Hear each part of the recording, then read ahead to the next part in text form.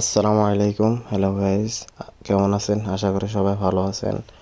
আজকে আমরা ভাই ব্রাদার সবাই মিলে একটু ঘুরতে বের হলাম, আশেপাশে ঘুরলাম।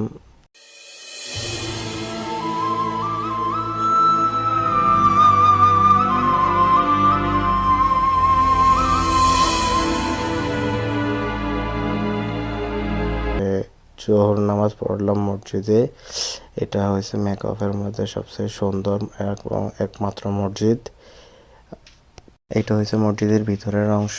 মসজিদের বাইরে যেমন সুন্দর তেমনি মসজিদের ভিতরে অনেক সুন্দর। আর মসজিদে ঢুকলে তো আমাদের মুসলিমদের একটা প্রশান্তি কাজ করে। মসজিদের ভিতরে শান্তি প্রশান্তি সব একসাথে।